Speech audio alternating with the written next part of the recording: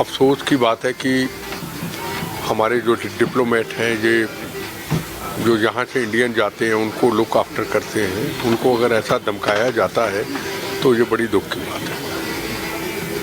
लेकिन जिस तरीके से पिछले दिनों कनाडा में लगातार भारतीय जा रहे थे, वीज़ा सर्विस भी सस्पेंड करनी पड़ी थी भारतीयों को। देखो, मैं एक चीज़ कहूँ, कनाडा के साथ भारत के संबंध बहुत अच्छे थे और अच्छे आगे रहने भी चाहिए। पर क्या कनाडा गवर्नमेंट की जिम्मेदारी नहीं है? अगर कनाडा का कोई व्यक्ति आके कनाडा के खिलाफ कोई साजिश रच के हिंदुस्तान में आ जाए और हम उसको पनाह दें, इससे बड़ा गुनाह पाप क्या होगा? पूरी दुनिया के अंदर जितने भी देश हैं, एक दूसरे का सहयोग देना चाहिए। ये नहीं कि किसी ने हिंदुस्तान में बेगुनाहों का कत्लेआम कर दिया और वहाँ जाके नेतागिरी शुरू कर दी और वहाँ जाके वो सरकार उसकी मदद करते, वो देश गुनाहगार है। एक बात मैं आपको स्पष्ट कह दूँ, जितने मर्जी खालिस्तान के नारे लगाएं, खालिस्तान बनाना तो कनाडा में बना ले, बहुत जगह खाली पड़ी है। खालिस्तान बनाना तो पंजाब में बना ले, पाकिस्तान का पंजाब, वहाँ खालिस्तान बना ले। हिंदुस्तान में खालिस्तान क्यों?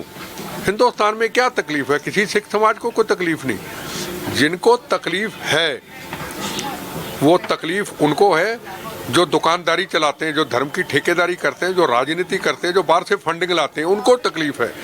किसी भी सिख समाज को हिंदुस्तान के अंदर पूरी आज़ादी है, उसका हक, हर सिख का हिंदुस्तान हक है, भारत उसका हक है। हमारे गुरुओं ने शहादत कुर्बानियाँ जहाँ दी थी और उनको किसी तरह की तकलीफ नहीं। पूरी इज्जत, मान, सम्मान पूरी दुनिया सिख समाज को देती है। हिंदुस्तानी दुनिया के अंदर एक ऐसा धर्म है सिख समाज, जिनकी आबादी 2% है। 5 या 6 हिंदुस्तान के मेंबर पार्लियामेंट के जो वोट डालने वाले होते उस बराबर है। पर दुनिया में एक ही धर्म, सिख धर्म, जिसको मानवता का प्रतीक माना गया है, और वो हरमंदिर साहब एक मिसाल है जिसके 4 दरवाजे हैं, हिंदू, मुसलमान, सिख, ईसाई, जहां हर धर्म का व्यक्ति नतमस्तक होता है। क्या दूसरे धर्म के अंदर दूसरे धर्म के लोग जाते हैं? मेरा एक सवाल है। पर सिख धर्म के आगे हर व्यक्ति इस पगड़ी के आगे, गुरु महाराज के आगे सिर झुकाते हैं। फिर नफरत की भावना हमारे सिख समाज के धर्म के ठेकेदारों की तरफ क्यों? फिर ये क्यों कहा जाए कि राम जन्मभूमि नहीं हमें जाना चाहिए? हमारे सिख इतिहास में नहीं लिखा? क्या किसी शंकराचार्य जी ने बोला कि आप गुरुद्वारा साहब मत जाओ? क्या किसी शंकराचार्य जी ने बोला कि सिख धर्म जो है वो सिर्फ सिख धर्म के लिए है?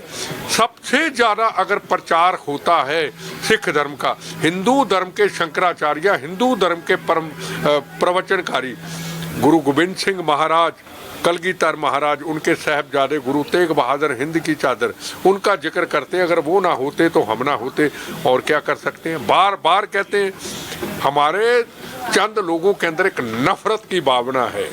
हिंदू हिंदू हिंदू, हिंदू सिख तो 9 मास का रिश्ता, हिंदू सिख तो रोटी बेटी का रिश्ता। क्या किसी हिंदू धर्म ने सिख धर्म के खिलाफ को चर्चा की? तो ये लकीर खींचने वाले हमारे अंदर ही हैं, धर्म की ठेकेदारी करने वाले, ना कि दूसरे धर्म के हैं, हमारे धर्म के अंदर हैं, जो ये नफरत का जहर फैलाते कि राम जन्मभूमि नहीं जाना चाहिए। क्यों नहीं जाना चाहिए? मैं गया राम जन्मभूमि कई बार, मैं कहता हूँ जय श्री राम, चला लो, जितनी गोलियां चलानी चला लो, कितने बम चलाने, तुम्हारी है ऐसी की तैसी। 14 बार आगले चला रहे, अब क्या मंदिरों में जाने हमें रोक दोगे? क्या हरमंदिर साहब में, गुरुद्वारा साहब में जाने के लिए कोई शंकराचार्य कहते रोको? हमें रोक दोगे? तुम्हारी है ऐसी की तैसी। सर, किसान आंदोलन चल रहा है, किसान आंदोलन को आप कैसे देख रहे हैं? लगातार किसान, ये देखो जी, किसान, हर व्यक्ति को, ये मुल्क आज़ाद है, ये भारत एक आज़ाद मुल्क है, लोकतंत्र मुल्क है। हर व्यक्ति को जो भी उसकी समस्या, उसके लिए उसका प्रोटेस्ट करना, आंदोलन करना उसका हक है, फर्ज बनता है। पर किसान आंदोलन के अंदर अगर ये कहा जाए कि पहले तो फिरोजपुर हिंदुस्तान के प्रधानमंत्री नरेंद्र मोदी जी बच गए, अब नहीं बचेंगे, क्यों? हिंदुस्तान नरेंद्र मोदी का नहीं? क्या हिंदुस्तान पूरे सिख समाज का नहीं? कल को घटना हो जाए तो इस आंदोलन के अंदर भी खालिस्तान के नारे लगे। मेरे पास वीडियो हैं और सब कुछ सामने है, फिर झूठ बोलते हैं जी, नहीं जी हमें तो खालिस्तानी कहते। भी आपके आंदोलन में खालिस्तान के नारे क्यों लगे? खालिस्तान का मतलब क्या वो खालिस्तानी जिन्होंने हिंदू, मुसलमान, सिख, ईसाइयों को तिरंगा झंडा बना के, फुटबॉल बना के पैरों पे रोदा कनाडा और यूके के अंदर, क्या आप उनका विरोध करते हो? क्या आपके आंदोलन में कहा नहीं कि नरेंद्र मोदी जी को मार देंगे? तो किसकी जिम्मेदारी है? पहले राजीव गांधी हिंदुस्तान के फॉर्मर प्राइम मिनिस्टर चले गए, उसके बाद इंदिरा गांधी हिंदुस्तान की प्रधानमंत्री चली गई, उसके बाद अब बेन सिंह चले गए। अब कहते हम नरेंद्र मोदी जी को, क्या ये सीरियस मामला नहीं है? क्या हिंदुस्तान के प्रधानमंत्री को कुछ अभी नभी घटना को कंकर भी लग जाए तो पूरे देश में क्या होगा? 84 के दंगे क्यों हुए? 84 के दंगे में तो दिल्ली के सिख, पूरे हिंदुस्तान के सिख तो बेगुनाह थे, उन्होंने किसी को मारा नहीं था। उनका कसूर ये था कि वो सिख थे, इसलिए गलती उन्होंने की।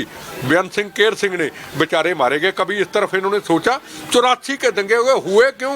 कभी इस तरफ को गया?